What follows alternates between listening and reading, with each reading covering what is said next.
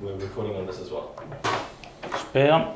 So good morning and welcome to the second episode of the Founders Formula. Today we have a very interesting guest. His name is Sawyer Paul and he's the founder of Concrete. I've built multiple six-figure businesses and generated over $5 million in revenue. So let's welcome our guest. Sawyer, how are you? Yeah, good to see you. Good to see you, man. It's a pleasure to meet you, Mickael, and I have the privilege to come a part of this podcast today. It's amazing. Thank you very much for taking your time. I think as a founder, you must be quite a busy man, right? Yeah. With everything you've been able to build. So just to give you guys an idea, Sawyer and I, we met at the Startup Week. And it was a very interesting conversation that we had, and that's why I actually invited him, because obviously launching a business can be daunting and it can be hard sometimes. So having someone who kind of like have had the expertise of understanding what it really takes to build not just a business but a successful one. So here's the man. Very kind. Very kind words. So tell me a little bit about for those who don't know, who is Sawyer Paul? Who are you? So I'm a 25-year-old entrepreneur from New Zealand. I've experience ranging from working in New York to Canada to even in Auckland. I began building Concrete about 17 to 18 months ago, and now have been on the traction of just wanting to build this into a global business to help those in the CPG space. Now, how long have you, Concrete, so tell me a little bit about, so what's Concrete? Concrete is basically a growth agency. We have really focused in on two kind of niches. So we've got service-based businesses, which can look as, we've got service-based businesses such as construction places, property consulting, mortgage brokers, mm-hmm. And then we've also got CPG, so consumer packaged goods mm-hmm. and fast moving consumer goods. And so these are brands that, maybe they sell water mm-hmm. or they can drink, which I gave you in the morning, and they're able to look for growth. And so with Concrete, we have three different pillars, mm-hmm. which is marketing, automation, and then also design. So we use those three pillars to take a brand and grow them from basically zero to mm-hmm. everywhere. That's amazing. So when you talk about, because I think you're a bit humble, because I checked your website and you are working with some quite big names, some big brand out there. So yeah. What was your approach? How did you go to acquire those people? What was the approach behind it? So to take you a little bit back, it comes from being very open. Everything in life is about people. Communication is super important. And I was fortunate enough at an early age to have a really awesome mentor to help support me in any project I wanted to do, give me advice and guidance. And that kind of allowed me to have confidence to be able to do anything I really wanted to do and set my mind to. Through his help, we were able to acquire some of those partnerships you'll see, some of those big name brand ones. We've been able to do digital marketing strategies such as programmatic advertising. And now working with more brands, Concrete's been able to get more of a namesake with, again, working with those CPG businesses. That's amazing. So you are not the type of person that I will see in a nightclub at 2 a.m. Not true. Not true. So when I was working at Fashion Week, I had a few different roles. So I started working at Fashion Week on my OE, so an overseas exchange. It's a lot of things Kiwis do, as you guys will know. You go over for a year or two, and we set our marks, my partner and I, my now fiance, to go into Vancouver. Vancouver, I was working at a retail place mm-hmm. Because of my previous experience as a creative director and also store manager. So I had this awesome opportunity to basically manage 3 different locations in retail operations for a vintage clothing brand where they did importing and exporting out of North America. I was able to take one of those businesses, the business, from basically 10 to over 100K per month in recurring mm-hmm. revenue. This was through some of the strategies that I've learned over the past 7 years in sales. And this allowed me to also teach a lot of the staff that was working the communication. So that was huge. That was huge. And from there, left that job and started at Fashion Week. Mm-hmm. And with Fashion Week, that's where the party comes in. I had been working as a designer coordinator at Fashion Week. Mm-hmm. So what that is basically like a high ticket sales role. And so our role was to reach out to people from London, Milan, Tokyo, New Zealand, and invite them to Fashion Weeks. So what me and my now business partner did, Igor, is we created a system called APOS, where we were able to automatically reach out to people at mass with personalization, basically giving each individual designer a quote unquote Hogwarts letter is what we called it, because of the data that we're able to get on them. This led to me in the last 3 months getting about 350 plus meetings. So if you do the maths, it's about 9 to 8 meetings a day, and led to me getting multiple six figures for that business with Igor and I collectively. And so where the party came in is I was putting my hand up for a lot of leadership positions, and because I had a little bit more time, but yet I was still hitting company targets with our tool, I was able to fly out to New York, and the owner of the business put me in charge of 2 things, which was PR, which included the parties, as well as managing a lot of the teams. So my role was working with security, working with the volunteers, and basically running parts of the New York Fashion Week show and Vancouver Fashion Week show. About a team of like 20 to 30. PR side of it with the party, I know I've been not saying it too much, but the party side of it is I had to organize VIPs, hand out tickets, and stay up till 3 a.m. Fair enough. Building relations with the people at the event. So I might see you in the club someday soon. If it's business related. Yeah, you're good. If it's business related. Well, that's a good way to party, you know? You meet people. So tell me a little bit about you. You actually just earlier say something about my mentors through my journey. Tell me a little bit about that. What's your background and how did you grow up to be able to kind of like build that confidence in you to kind of like reach out, to go to people, to launch businesses? Yeah, that's a good question. So it kind of starts with my mom and my dad. My mom, they've actually split it up. So my dad lives in Canada. My mom lives here in New Zealand. And both of them are extremely extroverted. And they just threw me into situations at a very young age. For example, my dad, he owned a successful hostel business around North America, winning cool awards, but he would just put me in front of international people the whole time. So I was helping checking people in, bringing up to the rooms from the ages of like 6 to 13. And so I wasn't shy to kind of talk to people and kind of learn to speak with different people from different cultures and backgrounds, which allowed me to, be a little bit more open. So do you believe that being a people person is something that kind of like really help you to be where you are today as an entrepreneur? Tricky question. I think, people have their own quirks and ways of getting success. And for me personally, being a people person has helped with that. But I think the main thing is you could be an introvert or you could be an extrovert. But the biggest thing and biggest factor that's going to allow you to get success is being open. So if you have a very closed mindset, it's not going to really open up any opportunities to you. But if you're open to things, you could be an introvert and be open to trying something. Doesn't necessarily mean you need to be the loudest voice, but you're willing to go out and try something. Amazing. And when it comes to, you just said something about mindset. So what type of mindset do you believe is required in order to launch something and to take action? I would say two. The first being a growth mindset.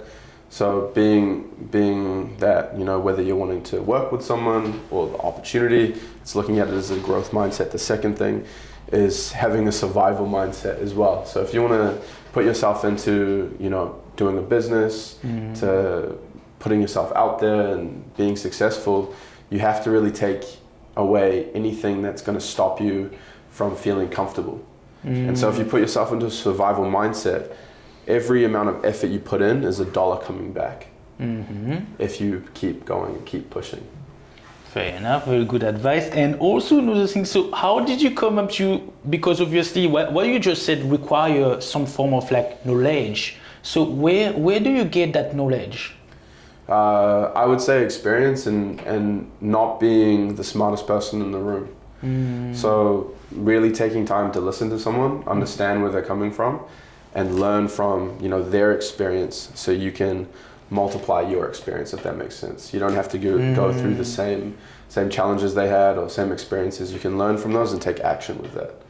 So for me, I started into this journey when I was about 15, and I would go to local concerts around, it was like the Auckland rap scene, and take photos and videos for artists for free, just to put myself out there. And so, yeah, it's like, it's like just keep on going and trying new things the whole time. Never stop. Yeah, and that's how you can accumulate like a wealth of knowledge, is, you know, dipping your toes into it, understanding people, having conversations like this to see where they're coming from, and then you can apply that to whatever business or relationship or thing you want to put your mind to do. And what is the life that you live? So what do you do daily? So give me a breakdown of like sort of like I can show you. Yeah, fair enough. What you do daily in your life? Yeah, so I've separated my calendar and I've color coordinated it. So this allows me to be able to, if you can see it here, I don't know if I will show it there, but this allows me to be able to see what I need to be doing every day, what I need to be doing. And it's all separated by color. So green is anything fitness, red is any internal meetings, purple is any content, yellow is any sales and outreach, and then blue is any external meetings that I'm having with either a client or outside of the office. So you got a pretty good time management. Yeah, well, what I've found out is I suck at time management. So I've kind of had to force myself into following a calendar where, you know, on a Sunday, I'll write down what I have to do and I'll segue that out. And so Igor and I have come out with a way to manage our time, which I started at Fashion Week, which is you get your 3 main points, 3 main things you need to get done for the day. You write them down on a piece of paper. And then underneath that, you do your subtasks, and then you write out a calendar, you handwrite it, and you put it into time-orientated tasks. And then as you go through the day, you cross it off. So you make sure you get your 3, and that's how you can do 1% better every day. What I've found. Yeah. 1% better every day, right? Yeah. And so when it comes to, what question do you ask yourself when it comes to like managing your time, making sure that you prioritize the tasks that are going to move the needle? What is it that, how do you ensure that this is what needs to be done now to make things move forward? Good, really good question again. So again, split it into 2 things. First part is money-making activities. So anything that's going to be a money-making activity, I prioritize number 1, because for the business to run, we've got mouths to feed, and we have to have that balance of paying someone to be able to get maximum effort to continue running. The second thing is basically putting yourself out there. Any kind of task that's going to put myself out there, content creation, being able to spend time with you today, that's a super important thing. Anything else is something that you need to learn to delegate, especially in my position. You can't juggle 1,000 plates at once. And so it's having to put that belief of what your business is, or put that belief of what the project is onto someone else, and allowing them to have that free reign to execute that thing that you didn't have the time to do. So then you can, again, as a group, collectively move forward. And when you just said something about belief, so how does your belief system work? Because I know that's quite interesting, because I was having another interview with another entrepreneur, and what he says was quite interesting. He said that 80% of your thoughts are usually negative. 10% are the thought that you thought about yesterday, and 10% of them are positive. So how do you kind of like remove the negative from your mind to be able to move forward? That's an interesting perspective as well, because I think it's all about, again, your mindset is how you can make your belief, right? So if you're looking at more of a positive outlook on life, you know, even though there can always be a learning from that. So whether you've done something positively, you're going to learn something. whether you've done negatively, you're going to learn something from that. And so for me, I've never really looked at it as like segmenting my brain into different parts. It's more like, okay, today these are the actionable items.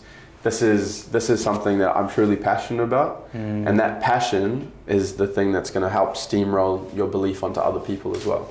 So do you believe passion is one of the key to reach success? Exactly. If you're not passionate about what you're doing, you're not going to want to put as much effort into it. And it comes down to even if you're an entrepreneur or an intrapreneur. And if no one's heard of an entrepreneur before, it's someone that's wanting to motivate and develop and create in a business and for a business. You don't necessarily, like I said before, an introvert and an extrovert, it's the same kind of premise, you know? An entrepreneur wants to do their own business, an entrepreneur wants to be able to help get that business to their own thing because they have that passion for that business. So you said earlier that Concrete is now 1 year and how many months? Yeah, I'd say like 1 year and 7 months or 1 year and 8 months, something like that. Okay. Yeah. And when it comes to pretty much you had the idea to build Concrete and you're like, you know what, I'm going to go for it. And what sort of like, when it comes to marketing, what sort of kind of like, maybe a little bit if you can show a bit of the strategy that you apply to start the business and grow? So again, to start the business and grow, it was something within me that I've always wanted to have, you know, my own business and be able to help people alongside that. So, you know, Dale, Igor, Marty, being able to just work with people I really enjoy working with and building something together where we can be really proud of it at the end of the day or at the end of the year or the end of the month, whatever it is, and be really proud and write our name at the end of it. And in terms of, what was the first part of your question? The first part is like some of the strategy that you implemented into. Yeah, so like strategy side of it, we've broken it down as well into, you know, we've got marketing, we've got our own tool that we use, and then we also use word of mouth. So we've started to apply ourselves to different events, different out kind of things, activities where actively us as founders are going and doing that. And then with marketing, we've started running a marketing campaign to be able to advertise us. And then for APOS, essentially we can reach any B2B prospect and talk about ourselves. And we're trying to be doing that about 2 to 3 hours a day minimum of some sort of outward, like some sort of marketing for ourselves every day. That's amazing. But you know what triggered me just now earlier is like, when I asked you for the strategy, you kind of like said something like, okay, so this is what I do, this is the action that I take. So you kind of like, do you believe that being a person that is confident, a person that is like outgoing, a person that is like actually like taking action will make a difference into growing the business? 100%. Like I said before, you don't have to be an extrovert to do this. You could be someone that likes, you know, maybe working at night, not talking to people, but as long as you're putting yourself out there in a way of, okay, you could offer something for free to someone. You could be maybe sending something for free to someone. You could be like a supporter from a distance. Like that kind of thing is gonna really help you out. And are you a competitive person? Yes. Yeah. So, I hate to say it, by the way. I hate to say it. So when you wake up, you're like, you know what, today this is what I'm going to do. Yeah. I need to at least get like... I think I get that from my mom, low key. So my mom likes to runner, so she's done like marathon running, half marathons and stuff. And she always used to tell me when like she was doing runs, that the way she would go about it is she would have someone running ahead of her. And she'd go, okay, I'm gonna push as hard as I can until I beat that person. And then run to the next one and then beat that person. Which I think is crazy, but I think maybe some of that's that kind of mindset's in there. But do you think like, because do you believe that being more competitive in life, it could help you really to kind of like get the extra action done, right? Yeah, I think that plays a part. That plays a part, but again, like I said before, it's where's that focus, right? Yeah. Are you being competitive for the wrong thing? You know, and if you could be competitive in the wrong thing of, all right, I'm going to be trying to be the first person to try these new tools. Put my name next to that. But in reality, that's kind of side questing from your real passion. If we go back to the whole passion thing with the business, you know, so you need to find avenues of competitiveness that's going to actually move the needle forward for your business. Okay, and you just said something about focus. So tell me about like little bit about focus and how do you not distract your mind from the goal? I think this day and age as well, especially with like TikTok, Instagram Reels, it's really hard to focus in because I can catch myself, maybe watching some salesperson or some marketing person, and the next thing I know, I'm watching a bunny rabbit do a backflip. So it's kind of finding what I've actually got as well, and I would recommend this for anyone, is put like a daily time limit on certain apps that you use. So for TikTok, the whole day, like I've given myself a little bit of leeway, it was like an hour and a half. And so if I was done over an hour and a half, it comes up with a notification, goes, you spent too long, and it makes me put a password in. So I have to actively like put the password in and go, okay, I'm gonna scroll more, or actively go, shit, I've been on this an hour and a half for the whole day, like I gotta stop doing that. So you monitor the amount of time you would spend really on social media? Yeah, if that's, because that would be the one thing that would distract you from your focus, right? Because it's everyone, it's a common problem everyone's having. Yeah, on the phone. Yeah, it's quite a big thing, especially like with the new generation and as well like the younger generation. I was actually watching a video. I don't know if you know that guy Neon. It's like doing like Neon. Doing like streaming all day. Yeah. And I'm like, he just became a product of the system. Yeah. You know what I mean? So it's quite interesting to see how some of the new generation kind of like are growing up. Yeah. And I believe, I don't know if it's a good thing to have those sort of distraction in your life. It can be dangerous, like to be spending too much time on social media. Yeah, again, it's the balance. The balance thing. It's everything's fine in moderation.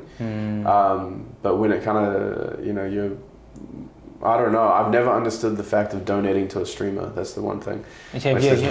I've never really understood that. I get it, but I've never really understood it. But yeah, it can be dangerous in the sense of you can be consuming content that you might feel is right and get one bias, because nowadays, you got AI implemented into things, and everything you're scrolling or watching on TikTok is curated to what's going to make you scroll again. And so you can create an addictive personality where you're just seeing everything you want to see, compared to seeing something that might challenge you. And so you brought up like a good point about, the younger generation. I think the most important part, or something people should be aware of, is the ability to develop your critical thinking skills. To have someone challenge you or be put into challenging situations. And if you keep on seeing the same thing every single time, you're not going to be able to develop that skill. And so going forward in life, let's say if I know you have kids, if you've got kids and they get to our age or a little bit younger, it's like that they're just going to be dependent on, just asking AI or taking a photo of this and not actually trying to think of like how to fix something, if that makes sense. I think that's where, for me, is the personal real dangerous. Well, it kind of makes sense, because when you look at even like Steve Jobs when he was alive, his kid was not allowed to use like the iPad and the phone. So that's kind of an interesting thing. Like the founder of such a big product did not let his kid use those tools. So it's kind of interesting as well. And no, I don't have kids. I've got a dog, which is taking. My bad. Maybe that's what I was thinking. No, but it's my kid. It's my dog. You know what I mean? But she takes a lot of time. To be fair, like a lot of commitment. A lot of commitment, my friend. But it's good because she make me like go out and spend time outside. So which is cool. Yeah. Yes. And I wanted to ask you a question regarding your product. Okay. So tell me a little bit about, I want to know a little bit more about APOS. Yep. And I know with your co-founder, we had a brief chat where you kind of like so it's already AI, but you kind of like going full on into AI, kind of like implementing more and more tools into your product. So how do you believe can AI help us in our business? Yeah, so that's a very big question too. So AI is, think of it as something that is like the most knowledgeable person that's just, maybe you're a water scientist The smart kid in the Yeah, room. The and smart kid. yeah, he is the smart person Yeah. in the room, basically. Yeah. So AI can be huge for businesses. I personally think at this stage of where it's at, to be able to quickly ask something where you just need like an extra kind of feel or double check or triple check on using it or supplying it, or something where it's going to save your time. So for APOS, how it works for us is we use 39 different data points, and then APOS has multiple agents that validate that information, put it into a CSV file, and fill out that CSV file with their first name, last name, email address, phone number, as well as their LinkedIn URL. And then we also write all 5 emails that we're going to send over the span of 65 days.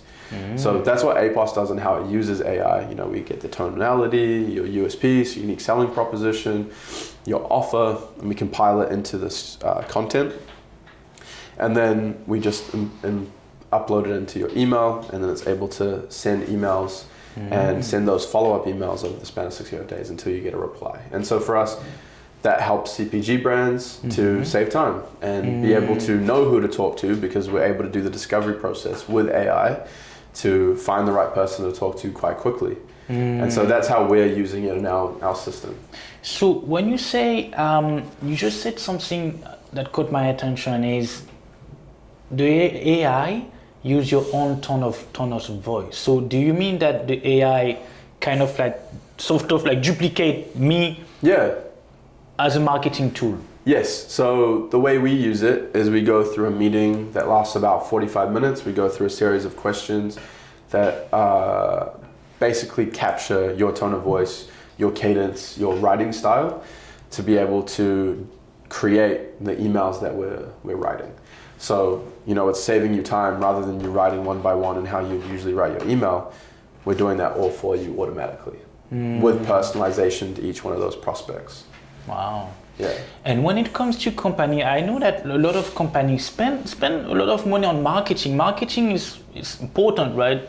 So do you think that having a good marketing strategy or an agency, someone to kind of like help you grow your business is important? I think so, because I was meeting with a potential client yesterday and they asked me a similar question. They were getting just referrals from someone. This is the easiest way I can describe it. They were just getting referrals from someone, because they've done great work, and maybe they do a service-based business, and a lot of the person who they did the job for was maybe like 10 minutes away from them, but then the referral was like an hour and a half away or 2 hours away. So how marketing helps you is you're able to actually find the right people you want to target, present an offer to them within a radius of places that you want to be able to facilitate a job or be able to show what you're doing, essentially. And that's kind of the easiest way I can describe marketing is, if you're not doing it, you're going to be not picking where you're getting your jobs from if you're doing a service-based business, or you're only relying on word of mouth for people to understand your product or a podcast or whatever it is.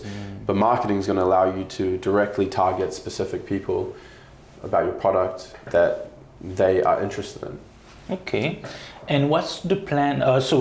Before that question, so you got customer in New Zealand and in Australia as well, right? Yeah.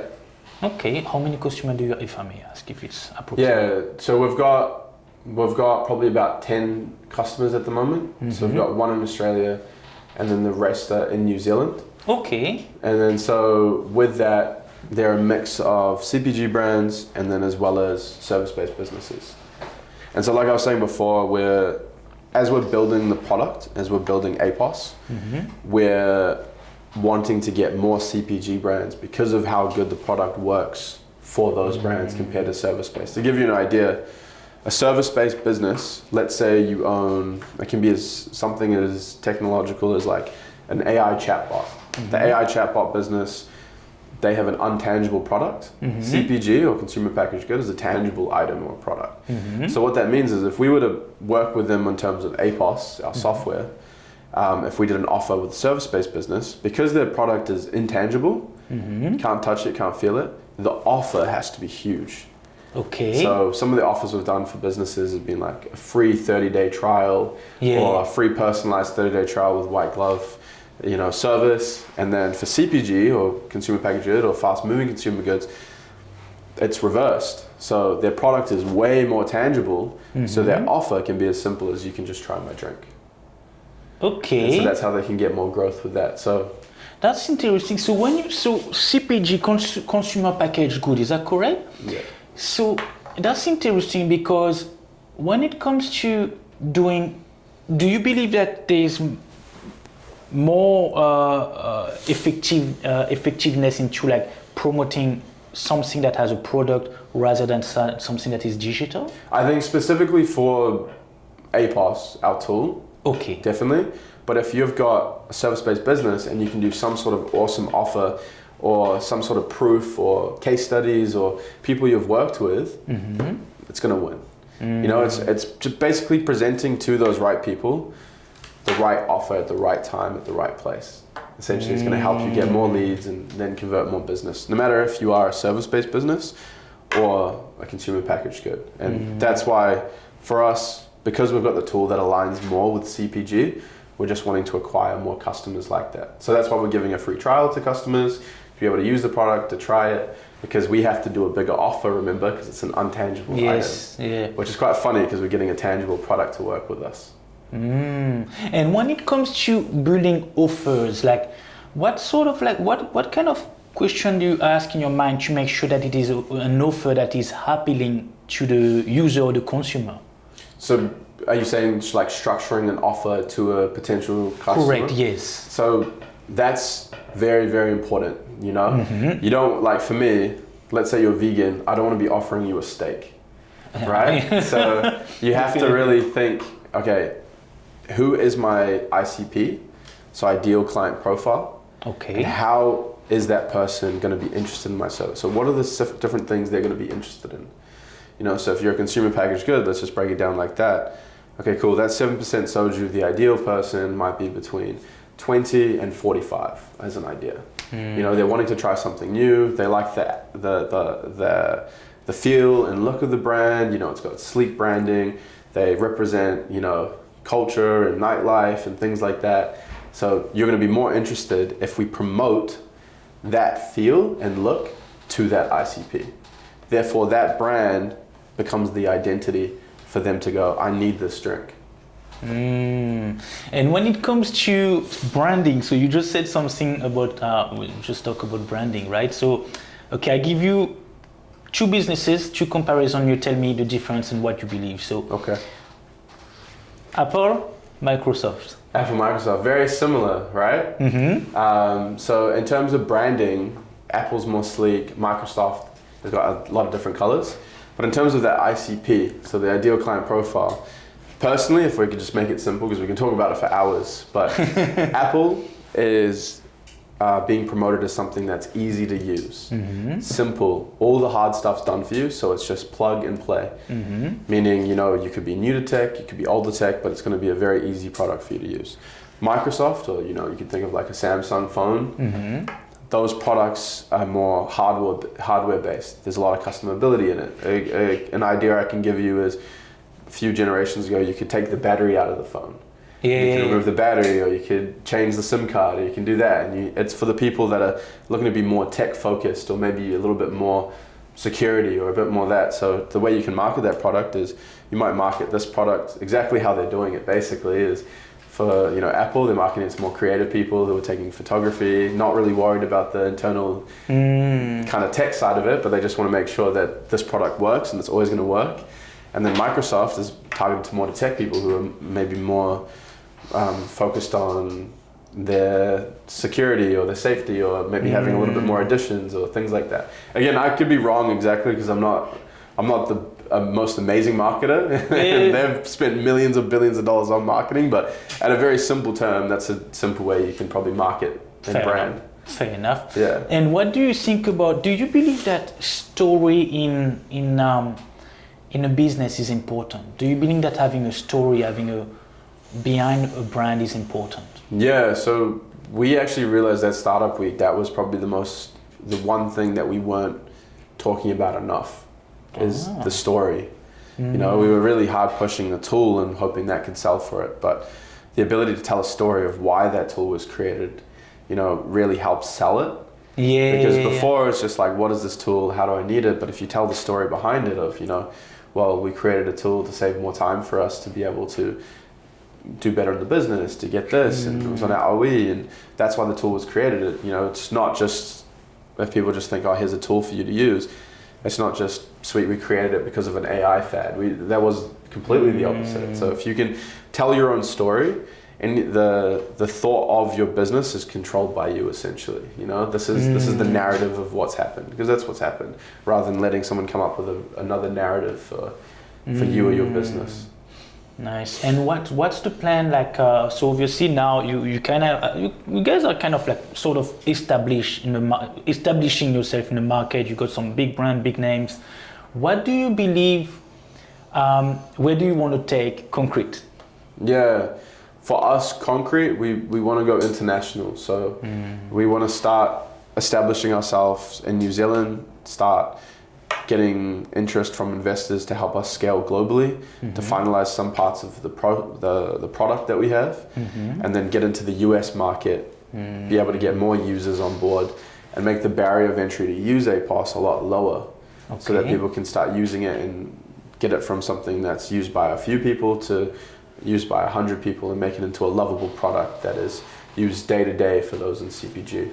And do you think that it would be used mostly, like, are you just mostly targeting businesses or also non-business people, like?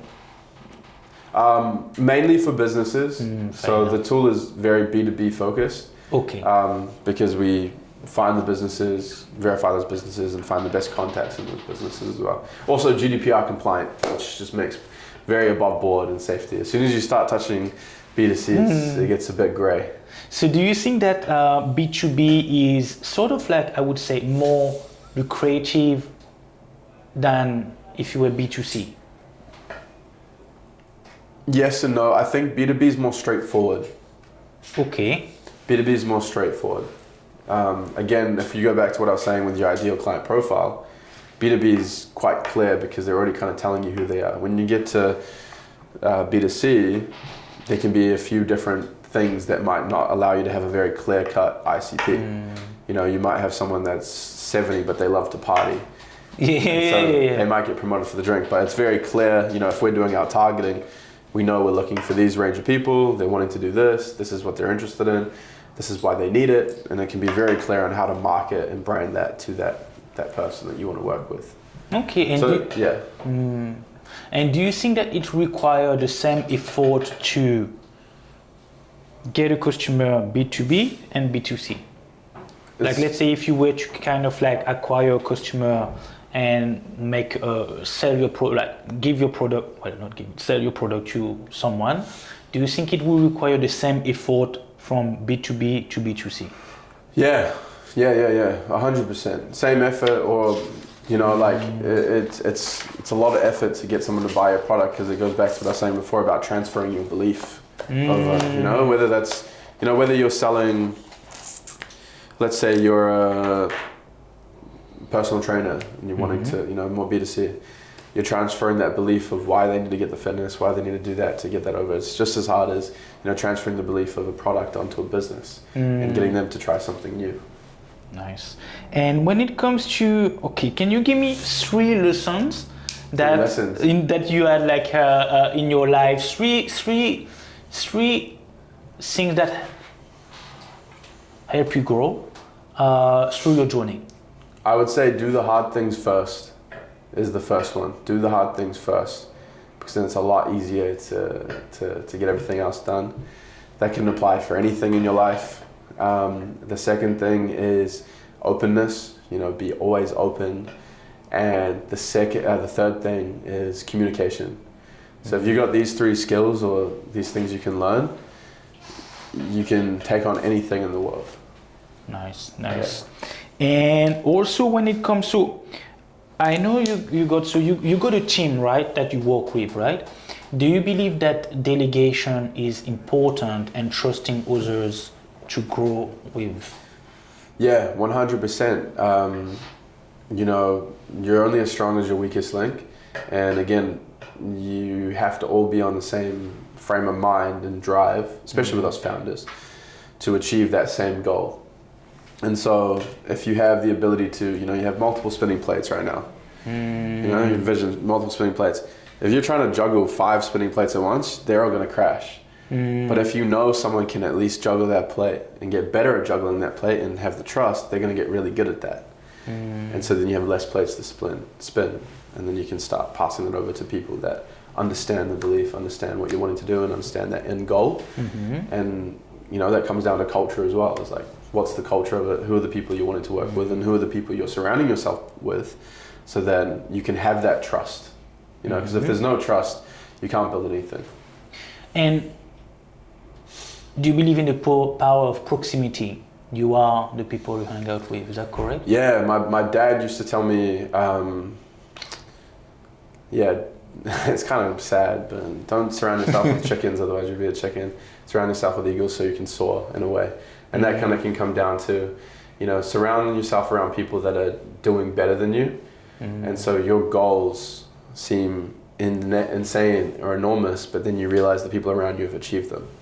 It's like playing a game of pool when you think about it, right? Game of pool? Yeah, no, but it's true. It's like when I used to play pool sometime, right? Yeah. But when you play pool with someone that is not that good, you just play not the best. But when you play with someone, try one day if you like to play pool. Okay. When you play someone that is good, you become better. Okay, yeah. So it's quite interesting. That's kind of like something that comes to mind. I like that. That's a way to put it. Yeah.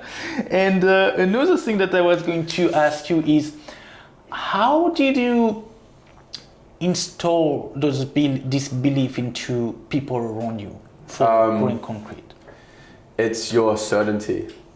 So it's your certainty in who you are and what you believe in, and if someone can see that, it's a lot easier for someone to want to do the same thing. And again, it's meaning what you're saying and doing it as well is super important.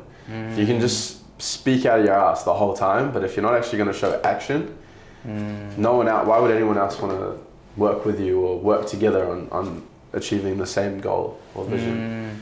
So certainty, you can feel it like you can. Yeah, because at the end of the day, it's a lot harder to build something on your own than it is with a group of people.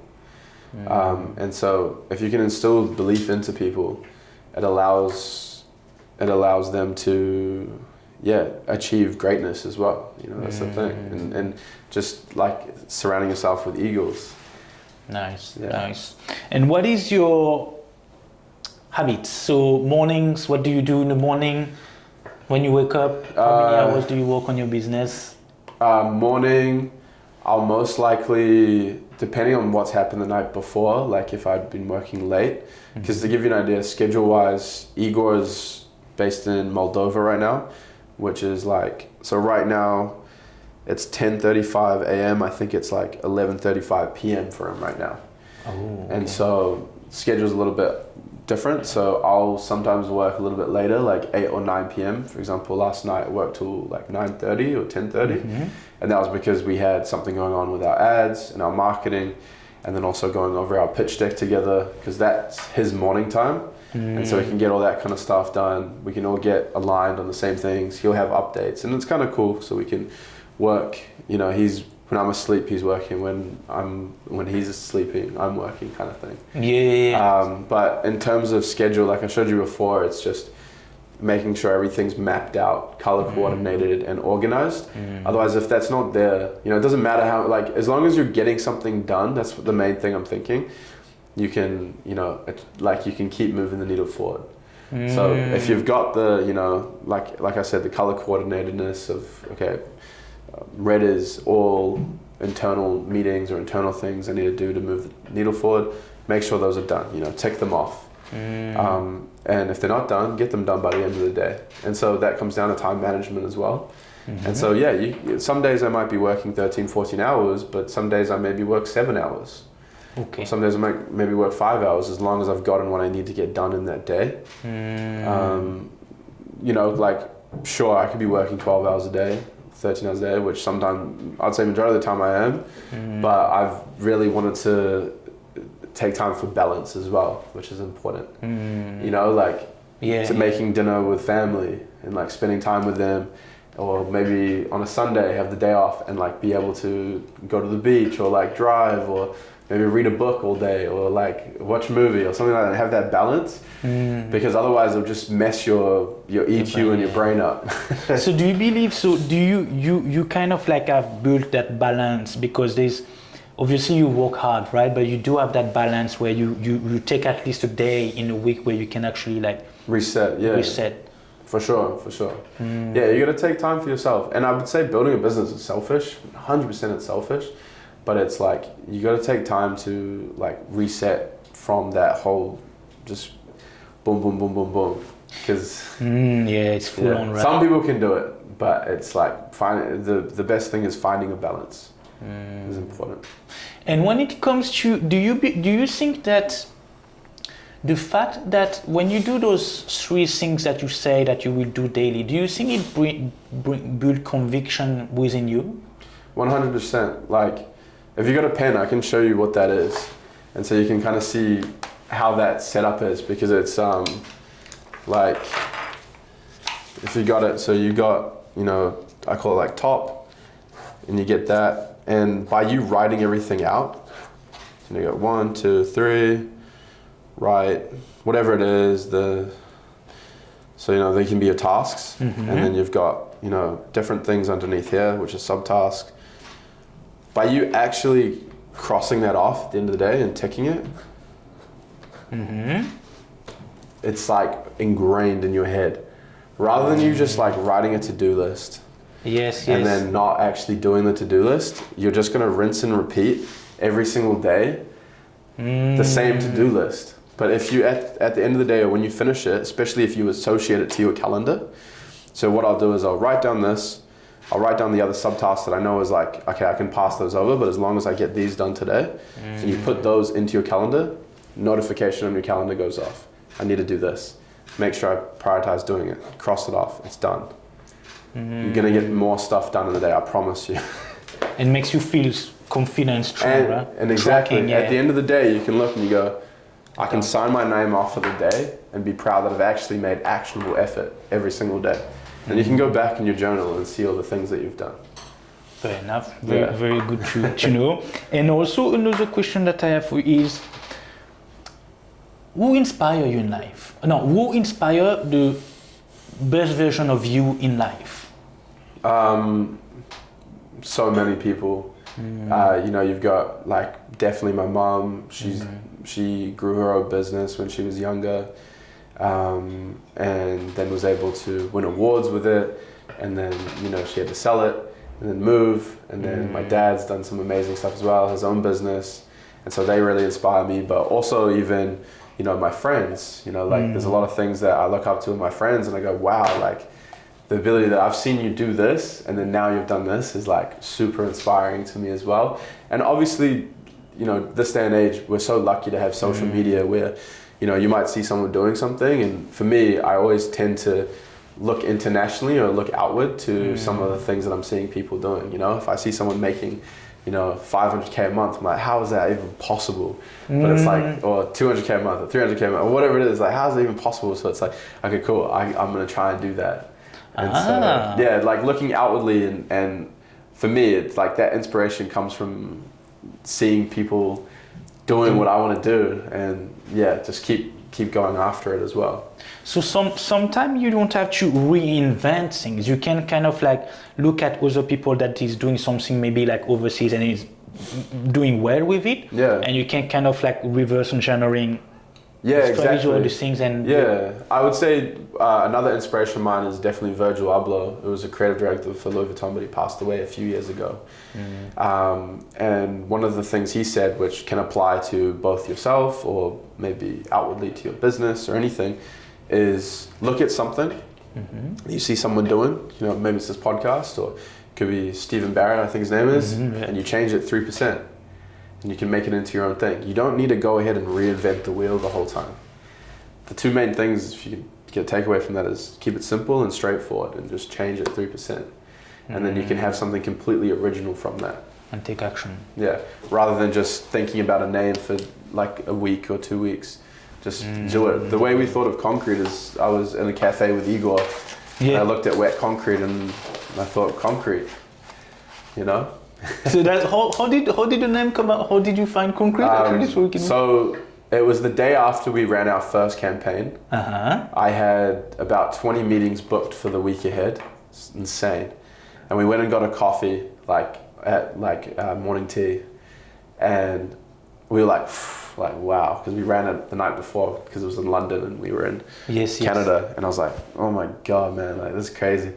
And he was thinking like, oh, we should take this to, the company. And because we had worked on it in our own time after work. But he was like, maybe we should sell them this idea. And I was like, no, this is bigger than that. This is awesome.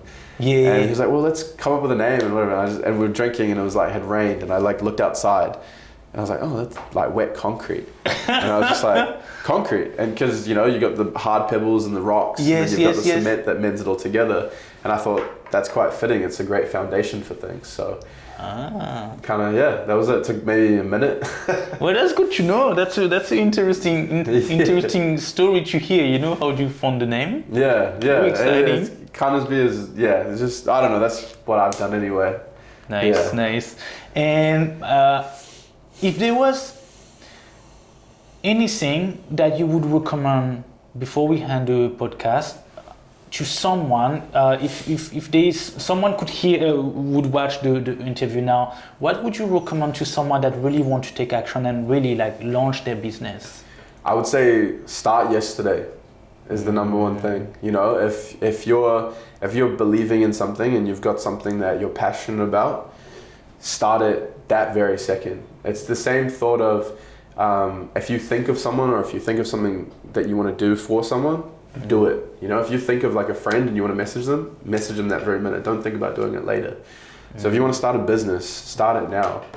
Whether that's writing something down or maybe messaging someone in your contact list to say, hey, can I do this for free, and build up, maybe get a case study or two. Do whatever you want to do. Think about it for a minute and just do it. Because you're going to learn so much more failing than you are reinventing the whole time. So it's just what you're doing is just do it, Yeah.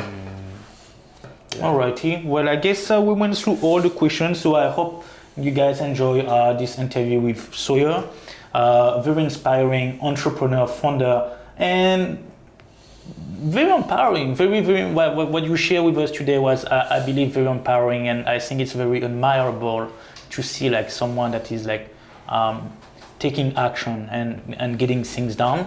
So thank you very much for your time, Sawyer. Thank you, but also thank you for giving me the space and the time, and what you're building is awesome. And I think, me only being a small part of it it's super exciting to see where you're going to go, and really, really grateful for the opportunity as well, Mickael. I appreciate it. Thank you so much. And I guess we will meet, definitely we meet again. And I believe I will actually have a meeting with Dale as well, with your co-founder. Yep. Dale is I would say, person behind building the whole, how would you describe Dale? Dale is I call him Tony Stark, basically. So Igor and I, just before we wrap up, Igor and I, we built out the MVP, sales techniques and a little bit of automation, very minimal, a lot of hard work, and came over from Vancouver to New Zealand, had a month or two. We had another guy working on it, just wasn't getting it to where it needs to be. Met with Dale, and Dale just understood it and it clicked.